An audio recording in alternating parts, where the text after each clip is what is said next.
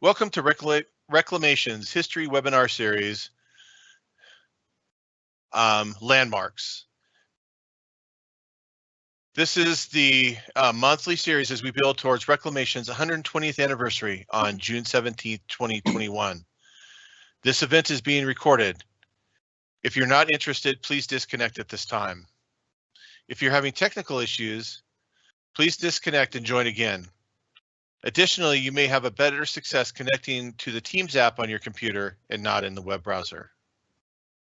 If you have any questions during this presentation, please click on the question bubble in the upper right-hand corner. We'll do our best to answer as many questions at the end of the presentation.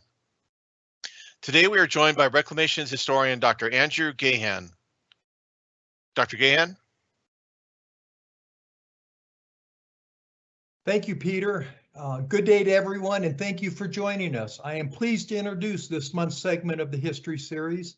Today, we have two presenters focusing on reclamation facilities and projects that have garnered special recognition as American Civil Engineering landmarks and designation as on the National Register of Historic Places.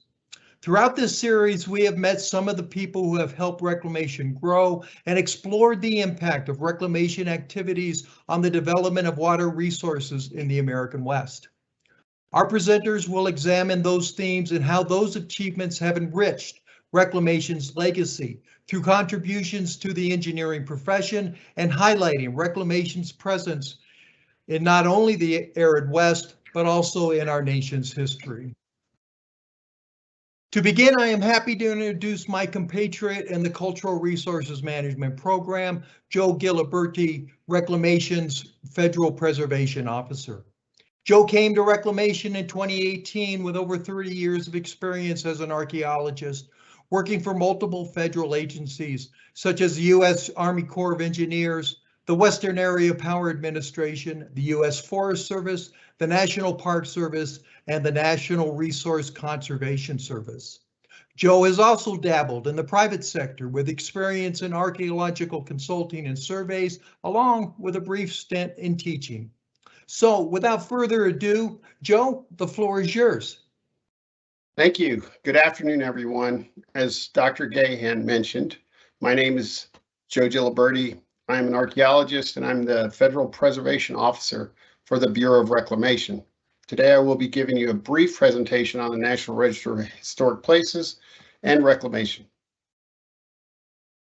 The National Register is a program to identify and evaluate historic and archaeological resources in order to help promote and protect the nation's history. In 1966, the American public cared enough about the history of the nation to support and encourage Congress to pass the National Historic Preservation Act, or NHPA. The loss of many historic sites in the years prior to the enactment of the law led to a broad-based support for the legislation. The National Historic Preservation Act contained a number of programs, including the establishment of the National Register. The National Historic Preservation Act wasn't the first attempt at protecting cultural resources, however. The Antiquities Act of 1906 is considered the first major federal historic preservation law. It established a permitting process for removing artifacts from federal land. It was preceded by the Organic Administration Act of 1897, which gave the Secretary of Agriculture the power to protect historic places.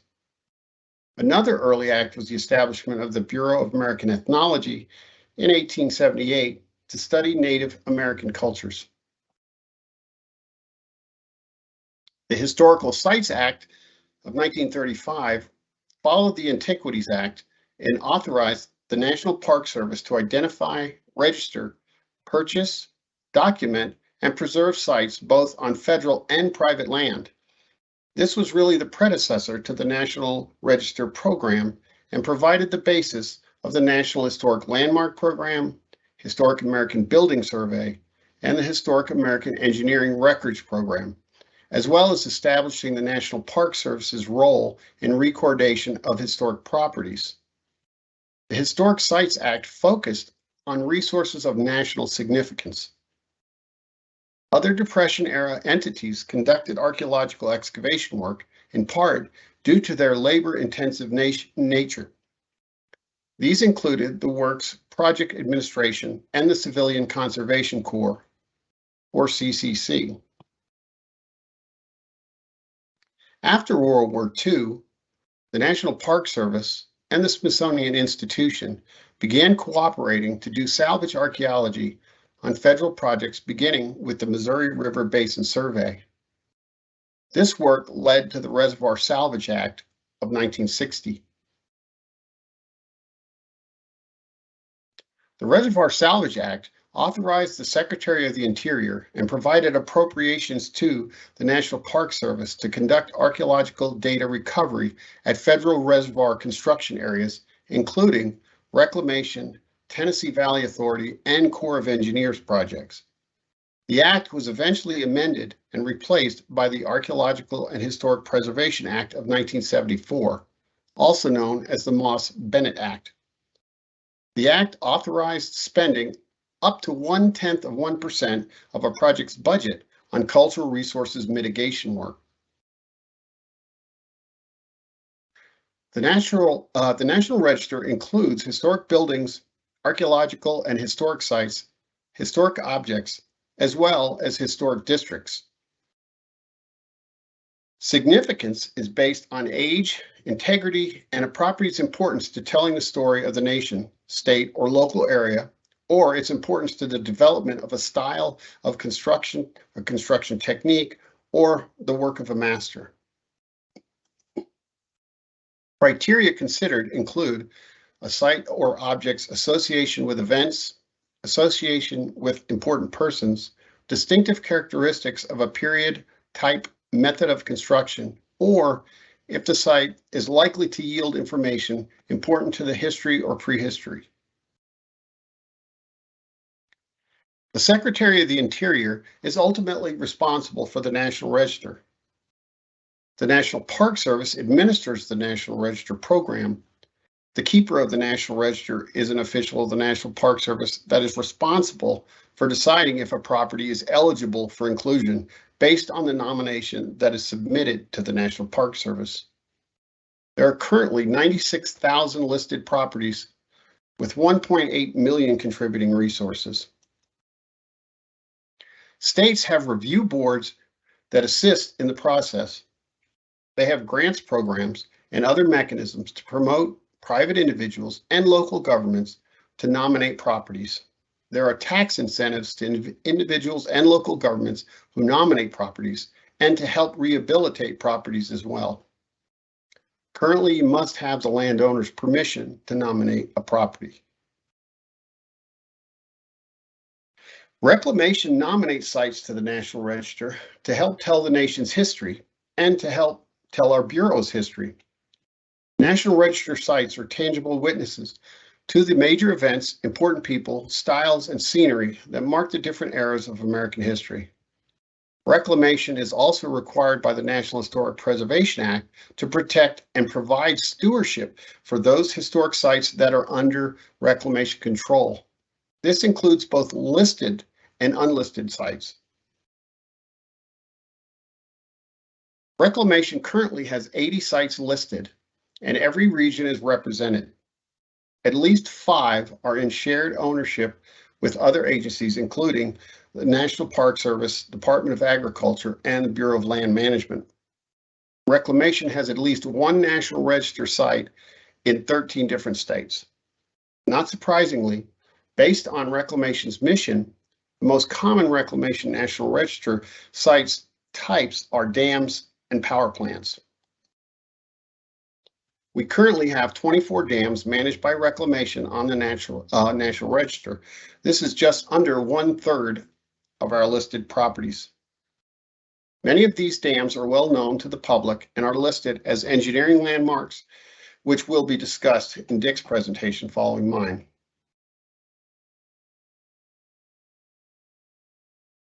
Here we see the Boise Diversion Dam and Power Plant in Idaho. Placed on the National Register in 1976, It was part of the Boise Project and was finished in 1908. It is one of the oldest federal power plants in the western U.S. At 400 feet tall, the Oahe Dam was the tallest dam in the world when it was completed in 1932. Nationally significant in part as the first in its type of high arc concrete dams. It was named to the National Register in 2010, and it includes the dam, residential camp, and several other buildings. Theodore Roosevelt Dam District is associated with the Salt River Project. It is one of the first irrigation projects undertaken by the Reclamation Service. Actually, the dam itself is no longer a contributing element to the district due to extensive modifications that were made in the late 1990s, but the district still includes the power plant, transformer house, and the administration building.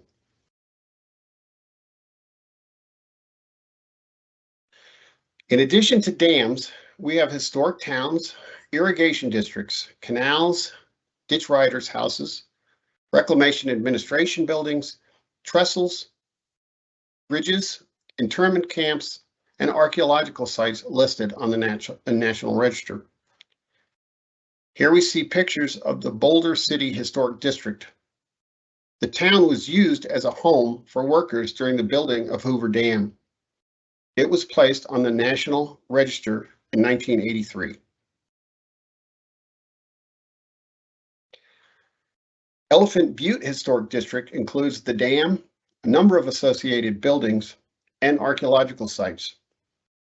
The district also includes Civilian Conservation Corps built tourist facilities, a fish hatchery, and associated landscaping. It was placed on the National Register in 1997. There are currently 23 reclamation archaeological sites listed on the National Register. They include prehistoric sites such as prehistoric trails, cleared circles, and house sites. The sites shown here are part of the Martinez Lake site, which is in Yuma County, Arizona. The site is located partially on reclamation land and partially on BLM land and was listed in 1987. The San Luis Gonzaga Archaeological District is located in Merced County, California, and is associated with the San Luis Reservoir Project. It includes prehistoric and historic archaeological deposits, including an historic tribal village. It was listed on the National Register in 1973, currently managed by the State of California Parks Department.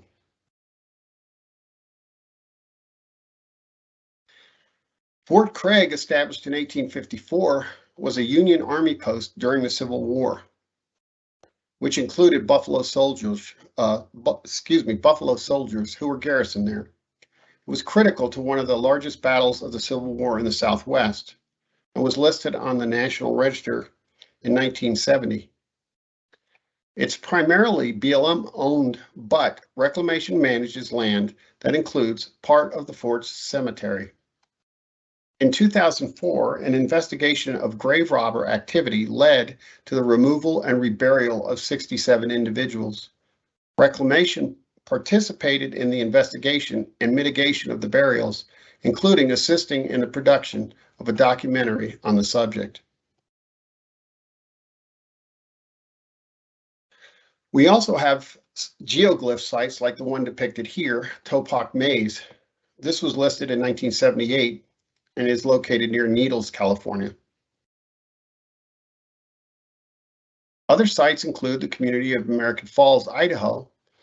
The town was relocated in 1925 to make room for American Falls Reservoir, which was part of the Minidoka project.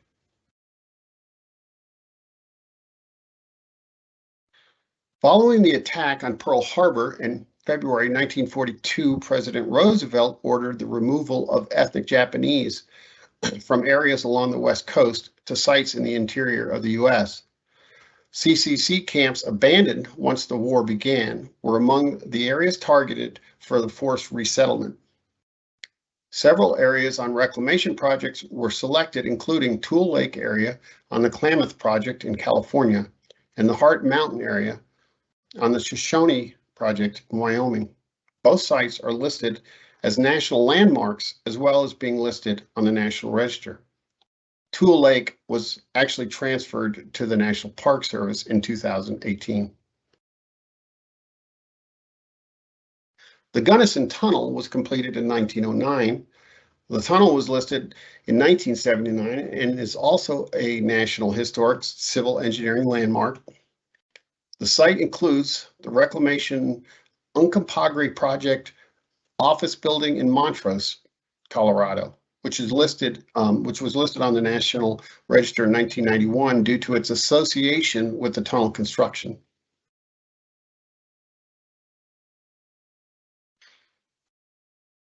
Here we see the Gateway site, a Wyoming prehistoric rock art site listed in 2020. A reclamation-owned site, the nomination was recommended and drafted by the state archaeologist of Wyoming. The site includes 5 petroglyph panels that are incised, abraded, and pecked, with 131 distinct images including elk, arrows, shields, and other prehistoric motifs.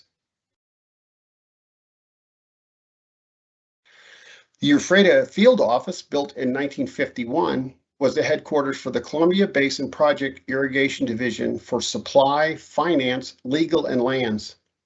It is located in Ephrata, Washington, and it was listed on the National Register in 2019 as part of a mitigation for project effects on historic properties.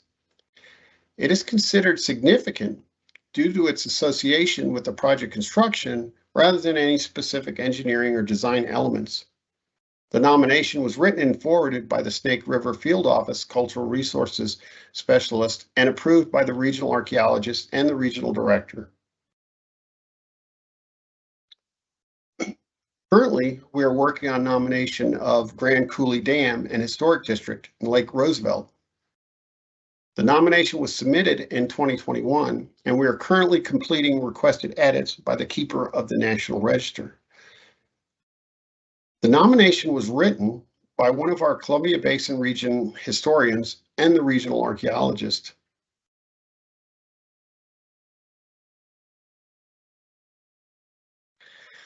A site can be delisted when the site loses its integrity or is destroyed. Here we show Simmons Ranch, listed in 1992 as a surviving example of early homesteading in the region of Duquesne County, Utah. The ranch was destroyed by the Dollar Ridge Fire in 2018.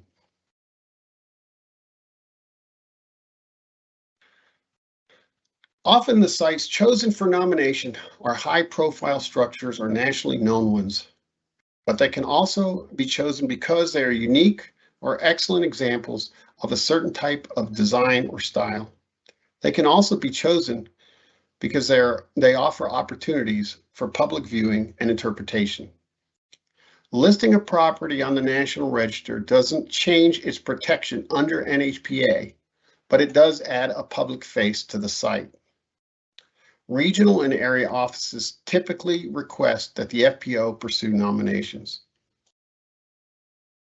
In reclamation, cultural resources professionals work with their regional archaeologists and the FPO to identify sites which may be significant enough for listing.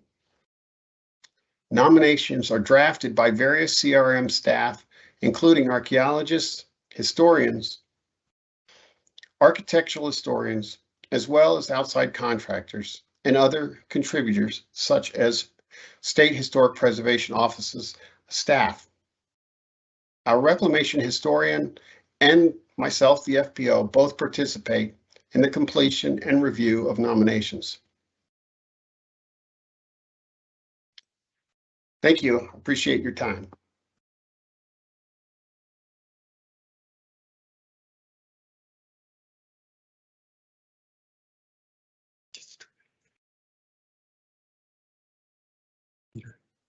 Thank you, Joe. That was great. Really appreciate your presentation. Now I am exceedingly excited to introduce our next speaker, Mr. Richard Wiltshire. Dick was at one time one of us, retiring from the Bureau of Reclamation in 2008. He began his career in 1977 at Reclamation's Denver office as a civil geotechnical engineer, moving through the ranks as a principal designer, a team lead, supervisory civil engineer, and a senior engineer.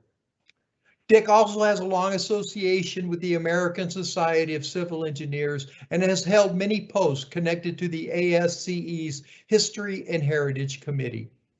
We are happy to have him here with us today to discuss Reclamation's civil engineering landmarks and the folks that built them. Dick, you're up.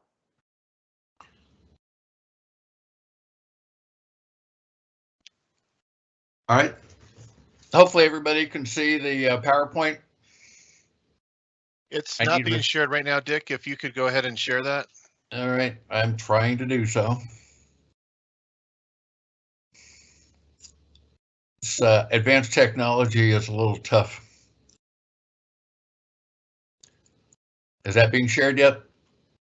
No. Well, Peter. How about now? Go ahead and email it to me and I got it now. If you got it now? Put it in presentation mode. All right, we'll do that.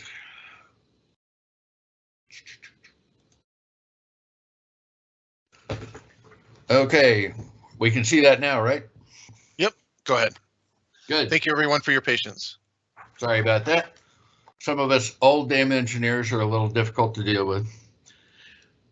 Okay, my presentation deals with ASCE's National Historic Civil Engineering Landmarks that were designed and constructed by the U.S. Reclamation Service, the Bureau of Reclamation, and on the historic civil engineers and others who designed and built them. ASCE's Historic Civil Engineering Landmarks program, and I'll let you read this, but I'll mostly recap the bold stuff there. Primary purpose for the program were to create an awareness and pride in civil engineers for the rich history and heritage of their chosen profession, and to inform the general public of the role that civil engineering has played in the development of the country and improving the quality of life.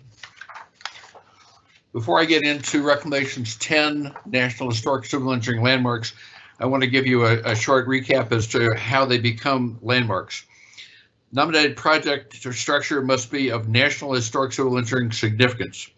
The project must represent a significant facet of civil engineering history, but does not need to be designed or constructed by a civil engineer. Projects must have some uniqueness, such as the first project constructed or made some significant contribution or unique or significant construction engineering technique.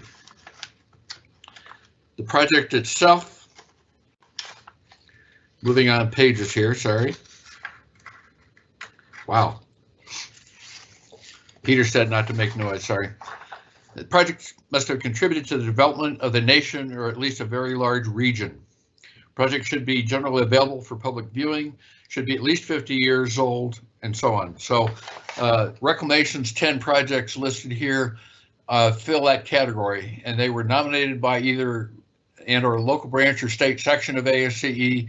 They were reviewed by the History and Heritage Committee, recommended to ASCE's Board of Direction, and then designated as National Historic Civil Engineering Landmarks. As you can see here, these are the completion dates that are listed on these. So these are all well over 50 years old at this point in time.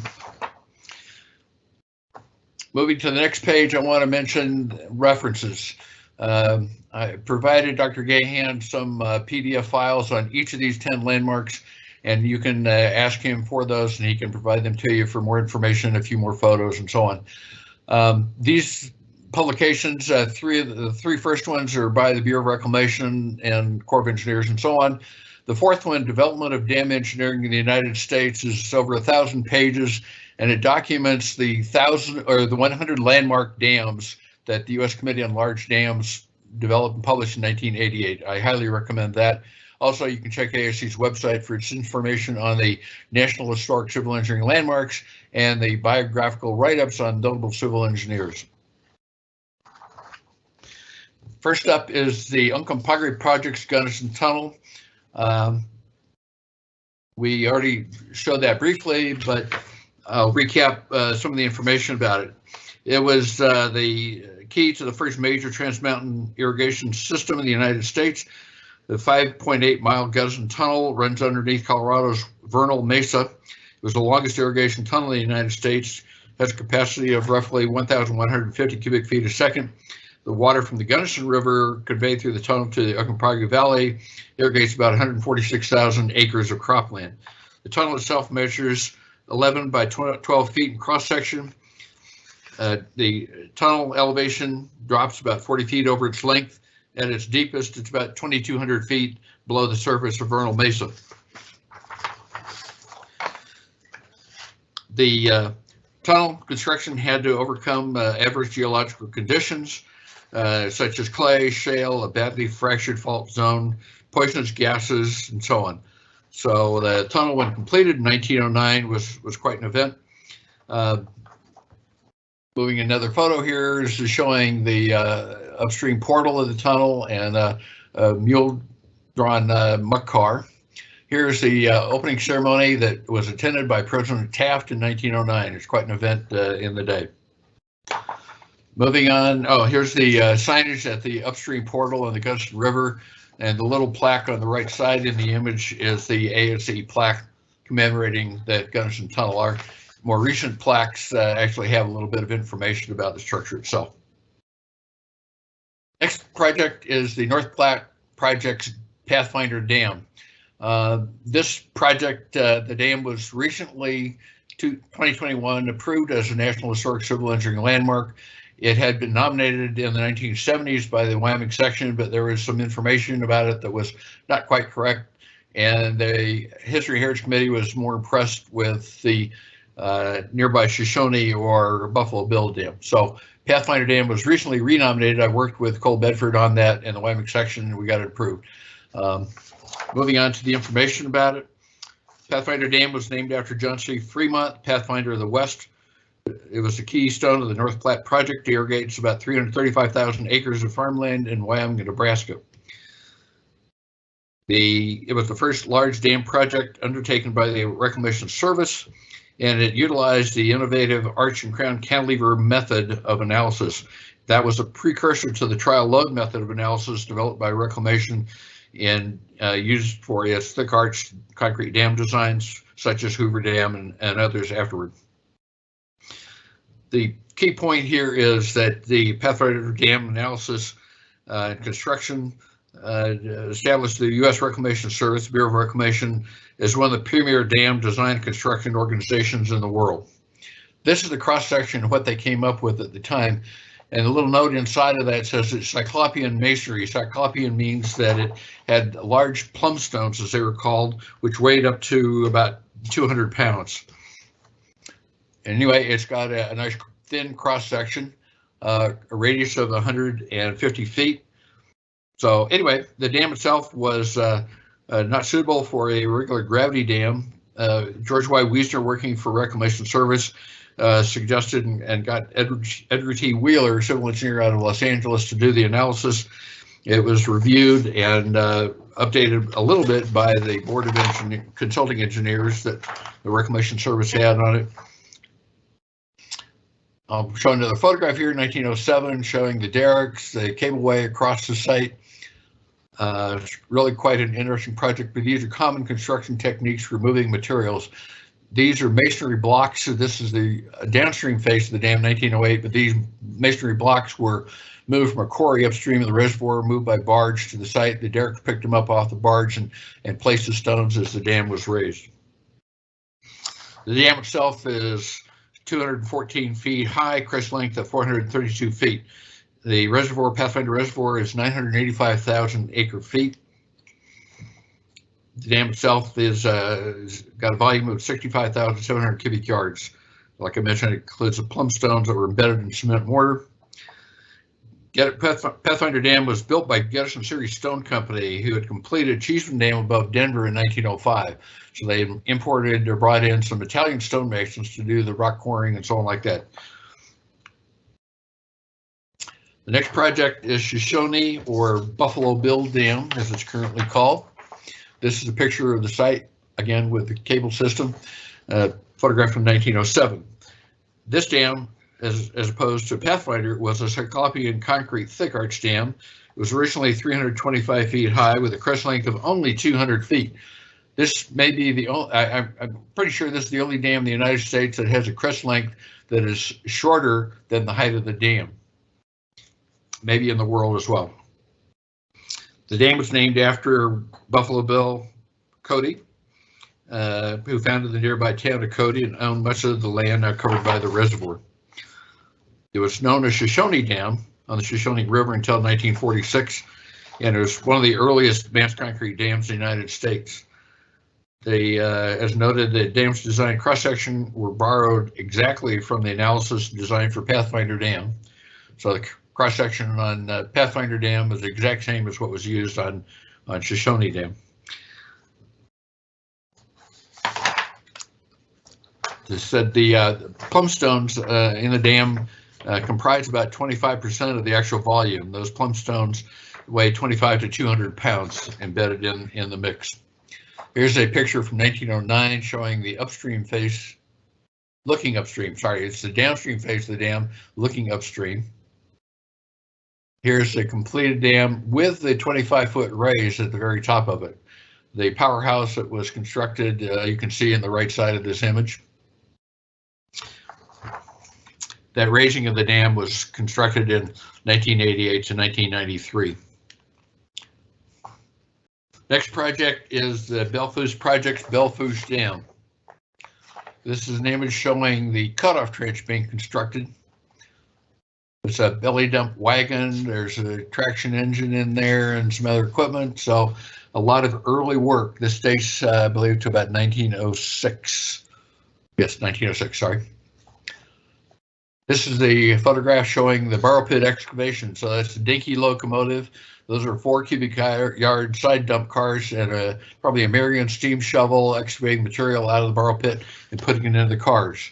The cars were then moved with a train to the embankment fill. The fill was dumped on the surface of the embankment. As it was raised up. That material was then spread with these horse-drawn Fresno scrapers. And the material was placed in what are called 6-inch thick lifts of earth fill. And the material is brought to proper moisture and compacted. And here's a view showing the nearly finished dam. I don't know if you can see my cursor, but this little thing right over here is one of the traction engines. And I'll get to that in a second here. To me, amazingly, Belfouche Dam, and I did a comprehensive facility review on Belfouche Dam about 2000. That's what got me started with Bureau of Reclamation and Embankment Dam history and history and heritage as a whole. But the Belfouche Dam is the Bureau of Reclamation's only National Historic Civil Engineering landmarks out of a total of 240 embankment dams, storage dams. So to me, it's absolutely amazing because the Bureau of Reclamation led the way in how to design and construct embankment dams starting in 1902. And the fact that we've only got one embankment dam that is on ASCE's list of landmarks, to me, is absolutely amazing. When it was completed in 1911, Belfouche Dam was the largest homogeneous rolled earth-filled dam in the world.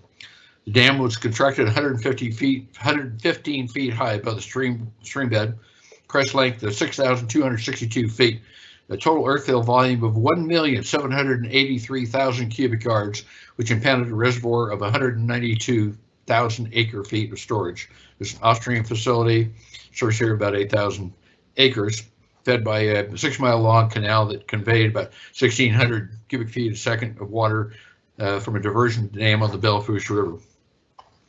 I'm going into more detail here because embankment dams are, in certain circles, far more interesting than concrete dams, so you got to bear with me, I guess. The dam was constructed out of gumbo clay, so it's very clay, thick material, hard to work with. The soil spread, as I said, with a horse-drawn Fresno scraper, 6-inch lifts, wetted, compacted, and they used the 16 to 21-ton traction or steam-powered engines that had 3-foot wide wheels. And after the soil was compacted, soil samples were taken with a post auger and so on to evaluate them, whether or not they were with proper moisture and so on. The original contractor was Orman and Crook out of Pueblo, Colorado. They declared bankruptcy when the embankment was only 25% complete. So the bonding company had to hire several private firms to finish the project. An article on Belle Fourche Dam was written and put out by project engineer Raymond F. Walter. You'll hear that name again. It was published in Engineering Record in March 1906. A second article on the dam was put out by resident engineer Oliver T. Reedy, who's an associate member of ASCE, and that was published in the Engineering Record in April 1910. I mentioned the name Oliver Reedy because I met what I believe was the third generation, Will Reedy, was related to Oliver Reedy. So 3 generations of engineers working for Reclamation. Another aspect of Belle Fourche Dam was during the summer of 1910, when the reservoir had reached an elevation near maximum elevation, seepage began to appear on the surface downstream of the dam toe. Borings were done and so on, and supervising engineer David C. Henney of Portland, Oregon was brought in again as a consulting engineer, and he dealt with the seepage problem. They devised a toe drain system that was constructed along the downstream toe for about 1,500 feet of the dam. They also installed some 2-inch diameter open-end observation wells that were drilled into the embankment at 2 stations. A total of 34 wells were constructed from 10 to 90 feet deep. These were probably the first instruments in an embankment dam in the Bureau of Reclamation Service to monitor what was then called the line of seepage or phreatic surface in the dam. So I evaluated the response time, which we like to look at on piezometers, and the lag time on a fluctuation in the reservoir was about 2 years before those observation wells detected that. Again, you think about a 2-inch diameter open-end pipe, and the amount of water that would have to come through that gumbo clay material was very, very small in any, per minute, et cetera. So it took 2 years for that rise or drop in the reservoir to be observed. They also, in 1911, installed a series of iron benchmarks every 300 feet along the embankment crest. So Belle Fourche Dam was quickly turned into the most instrumented embankment dam built by Reclamation between 1902 and 1911. Enough about Belle Fourche Dam, but that's what it looked like today. A very nice looking dam. The Salt River Project's Theodore Roosevelt Dam is next on the list here. Here's a picture of early construction.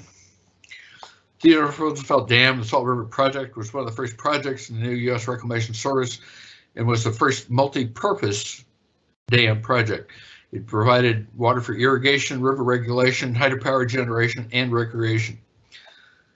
It's one of the first public works projects in the United States to demonstrate that large-scale reclamation of arid land was both possible and practical. Authorized by Secretary of the Interior in 1903 under the new Reclamation Act, the Salt River Project ultimately led to the irrigation of more than 250,000 acres of land surrounding metropolitan Phoenix. It was also the first federally funded flood control project to incorporate the generation of hydropower. The dam itself stands 280 feet tall, crest length of 723 feet. It's a thick arch masonry dam, incorporated more than 355,000 cubic yards of rubble masonry. You show another slide here as the dam progresses upward. First electric power generated at the dam was provided to over a high voltage power line to Phoenix, where it was used to operate the city's new streetcar system. Supervising engineer for the Salt River Project was Lewis C. Hill, who played a critical role in ensuring that the hydropower facilities were included on this project, as well as other future Reclamation Service and Bureau of Reclamation projects. Hill served as president of the American Society of Civil Engineers in 1937. This is what Theodore Roosevelt looked like when it was completed, and that's what it looks like today. Professor Joe indicated that is no longer on the National Register because it's been modified. You can see in here maybe the 2 spillways on each abutment, and those, along with some of the changes on the dam itself, took it off the National Register. So they had to modify it for flood capabilities. Next on the program here is the Payette-Boise Project's Arrow Rock Dam. I was involved with the Idaho section in getting this project approved, the Ararock Dam approved as a National Historic Civil Engineering Landmark fairly recently. This picture shows a group of the fellows who are involved in this thing, and I've underlined the name Frank Crowe as shift boss. He's the guy in the center. Frank Crowe was a rather amazing civil engineer. You'll hear his name again on Hoover Dam. Ararock Dam is located about 20 miles upstream from Boise, Idaho. Provides essential water storage facility, allows irrigation of Treasure Valley.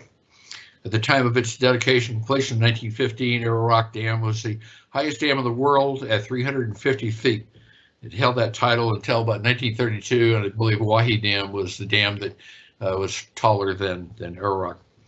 The civil engineers involved with Ararock Dam tested the technological limits of the time to construct the engineering marvel. It was served as a proving ground for design elements and construction methods that would later be incorporated into other large dams in the West. Ararock Dam is a concrete sand cement thick arch dam. It has a crest length of 1,150 feet, volume of 636,000 cubic yards. Reservoir has a storage capacity of 286,000 acre feet. Construction was complicated, used vertical joints, radial joints, a Z-strip annealed copper water stop was installed in every 5 feet in the joints, had drains to collect the seepage water, etc. So quite innovative. It was the first reclamation service dam to use ensign valves that were designed by a reclamation engineer. While working on Ararock Dam, construction engineer Frank Crowe, who's an honorary member of ASCE, take note of that label, by the way. You have to be elected by the membership. So Frank Crowe was quite noted. He developed a grid system for delivering concrete pneumatically and an overhead cable system for rapidly delivering concrete construction materials throughout the construction site. Frank Crowe constructed a total of 19 dams in the United States. It's probably the preeminent dam construction engineer this country's ever seen. One of his dams was McDonald Dam up on the Flathead Indian Reservation, Montana, and his McDonald Dam has been removed and replaced. I was the principal designer on that project a few years ago. On Ararock Dam, the material was called soil cement, or sand cement, pardon me, sand cement was used to construct the dam. It consisted of standard Portland cement, and they added that to a pulverized sand, ground to a fineness of 90% of the sand would pass a number 200 sieve, so it's very, very small. It saved the quantity of cement used, but the durability and strength suffered. At Ararock Dam, spray from the downstream water releases resulted in severe freeze-thaw damage to the concrete and necessitated overlay on the downstream face of the dam in 1936. So here's a picture in 1932 of the completed Ararock Dam. Let you peek at that one for a little while. That's a spillway in the distance on the right abutment of the dam. Rio Grande Project's Elephant Butte Dam is next. This is a picture in October 1915. On the bottom right, you can see the hydroelectric power plant. I'll continue some discussion here. Elephant Butte Dam created the largest reservoir in the world at the time, 2,110,000 acre feet of water. This is the first civil engineering water project associated with the international allocation of water.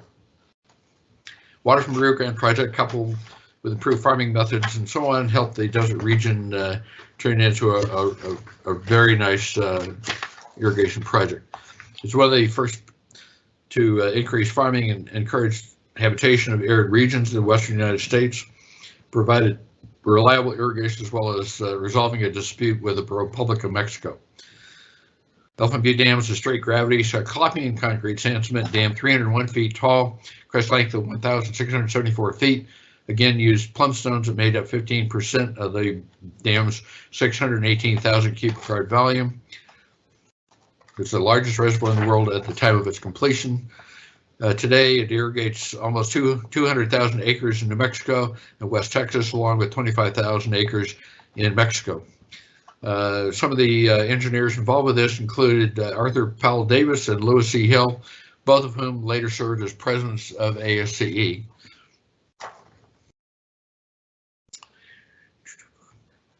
Okay, we'll move on again. Here's what Elephant Butte looks like today. Again, you can see the power plant at the downstream toe. Next on the list here, I'm trying to run quickly. Boulder Canyon Projects, Hoover Dam. This is a photograph from 1931. I'll mention quickly these names. W.A. Bechtel. You may have heard of Bechtel Construction Company. They're still around. Walker Young, Elwood Mead, Frank Crowe again, and Raymond F. Walter. Here's a picture from 1932 showing the truck-mounted drill rig setup used to work on the diversion tunnels. Quite a complex, innovative idea at the time. Here's a photograph of the concrete blocks in the dam during construction. I'll read some quick numbers here. The dam, Hoover Dam, is 726 feet tall. It's an arch gravity concrete dam. It's the largest constructed project at the time. It remains one of the highest concrete dams in the Western Hemisphere. 1918, Reclamation Service Director and Chief Engineer Arthur Pell Davis, who was president of ASCE in 1920, proposed a dam of unprecedented height to control the devastating floods on the Colorado River, generate hydroelectric power, and store the river's ample water, maybe no longer ample, for irrigation and other uses. Dam project of this monumental scale had never been built in the United States, diverting the Colorado River through 4 massive diversion tunnels blasted out of the rock, etc. So 2 giant spillways as well, 4 intake towers. You've probably seen pictures of the dam itself. Show another one here showing the upstream phase of the dam, 1934. The construction contract was awarded to 6 companies incorporated in 1931. The bid was larger than any one company could handle, so the 6 had to go and form a consortium to build it. Again, Frank Crowe was a construction superintendent for 6 companies. He was the only construction engineer probably in the country that could have built this project. It was completed 2 years ahead of time. Absolutely amazing. The diversion tunnels were each 56 feet in diameter, concrete lined, etc. They removed more than 1.5 million cubic yards of soil and rock. The dam, as I said, 726 feet tall, 660 feet thick at the base, 45 feet thick at the crest. This crest length of 1,244 feet across Black Canyon. In Lake Mead has a storage capacity of 31 million acre feet of water, the largest in the United States.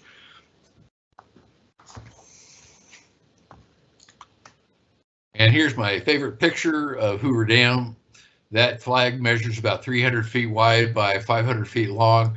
And the wind came up and blew it apart shortly after this photograph was taken. But again, one of my favorite pictures. Columbia River Basin Project's Grand Coulee Dam was next. Here's a picture, 1936.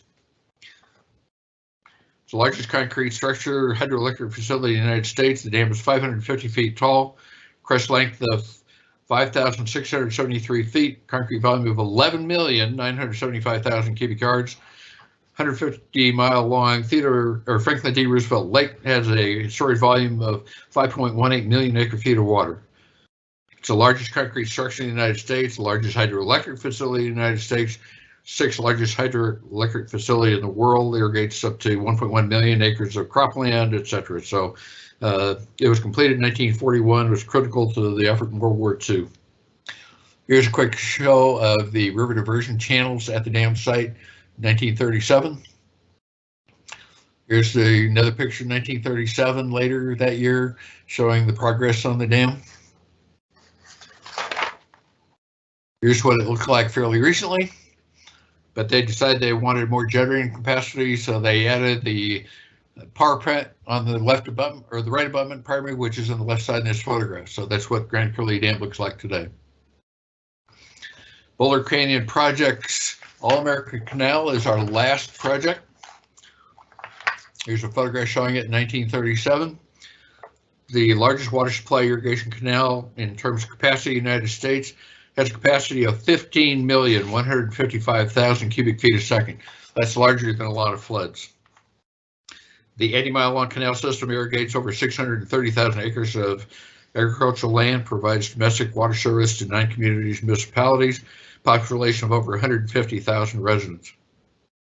To developed the Imperial Coachella Valleys as far as their agricultural capabilities.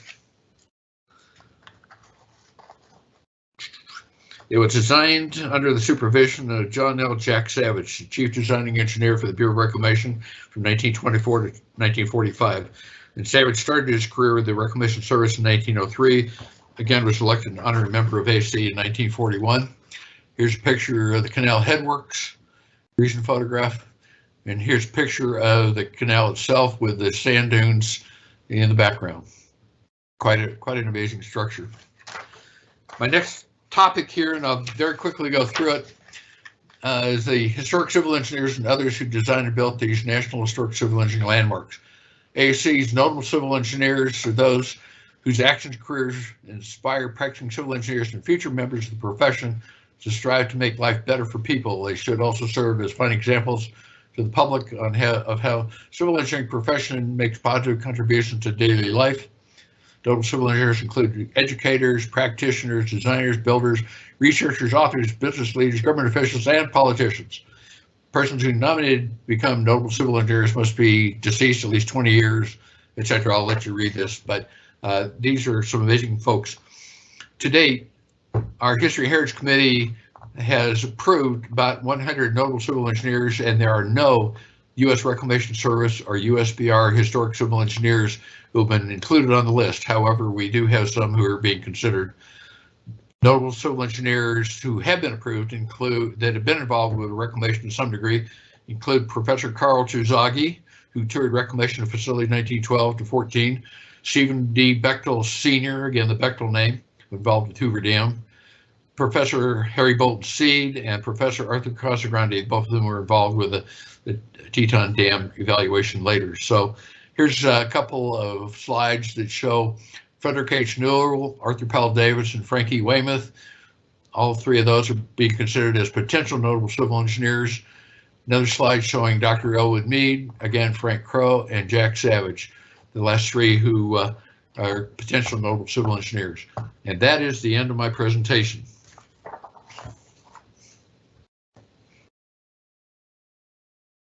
Take it away, Peter. Thank you, Dick. Thank you for your presentation today. We have time for a couple questions, and they have been submitted here. Joe, I have a couple questions that look to be going towards you.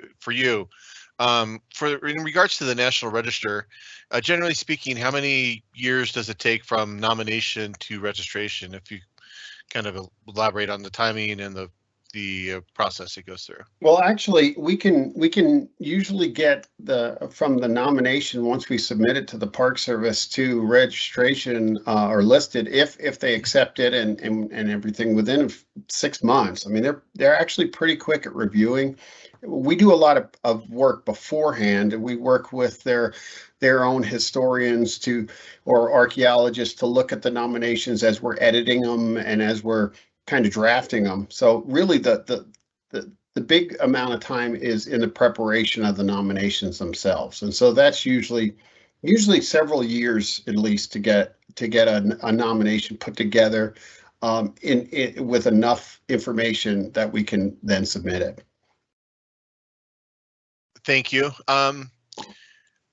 How many national sites, and this might be talking about Dover National Register as a whole, but you may want to be able to focus on reclamation, is how many national sites have been nominated by Native Americans or are Native American sites? You know, obviously the tribes themselves have standing to submit a nomination at any time, but for reclamation itself, we have like the one we showed, the Gateway site. That's it's a prehistoric Native American site that was brought to our attention really by the state archaeologist in Wyoming. But we did consult.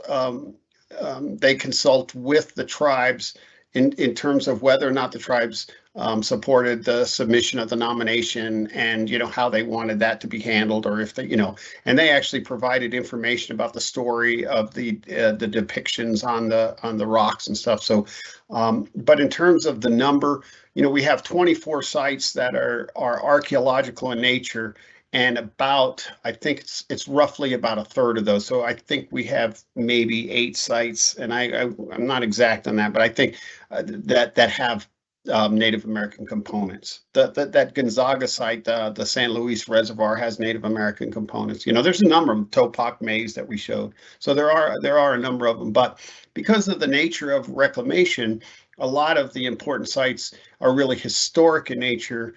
We don't own as much land as many agencies. We're not a land management agency. So a lot of our sites are more dealing with the constructions and the maintenance of the dams. So, ditch riders' houses and things like that are associated with our irrigation as well. Okay, Joe. One more question for you, and we'll wrap this up. The pending nomination for Grand Coulee for the National Register of Archaeological Sites. Do you know when that will be decided, or where we're at in that process? Yeah, so Grand Coulee, the submission was earlier this year. Our folks have been working, a long time. The folks, we actually had a historian that was at Grand Coulee.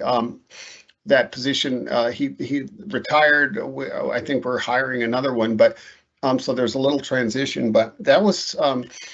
We're expecting to get the edits that the keeper asked for done probably this year, and so I would expect that it's going to be listed probably maybe by February of next year. We were hoping to get it this year, but I think it might take a few more months just to get all of the documentation cleaned up. Thank you. Joe, if you're willing, we've had some requests for the contact information from our 2 presenters today, but Joe, are you?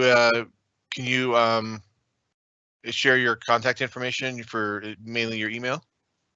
Yeah, sure. It's jgiliberti at usbr.gov. Can you spell your last name just for? Yep, it's GILIB as in boy, ERTI. Thank you. Dick, are you willing to share your information? I know it's your personal email. Yeah, you've got that, Peter. So if people maybe want to contact you and get that'd be fine.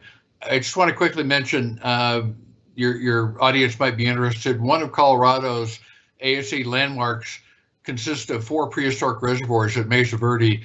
The very earliest reservoir with the ancestral Puebloans or Anasazi started construction in 750 AD. So we've got over 1,250 years of irrigation, or not irrigation, but domestic water supply, but water resources as developed in Colorado. And it's an ASCE landmark. Thank you, Dick, and thank you for joining us today and taking the time from your retirement to share this information with us. It was really interesting. Thank you. So if you would like to reach out to Dick offline, please reach out to me, Peter Soeth. My email is p@usbr.gov. Thank you all for joining us today, and look for more information coming soon on our history presentation next month as we build towards Reclamation's 120th anniversary in June of 2022. Thank you, everyone, and enjoy the rest of your weekend and happy holidays. Thanks, Peter. Thanks, everybody.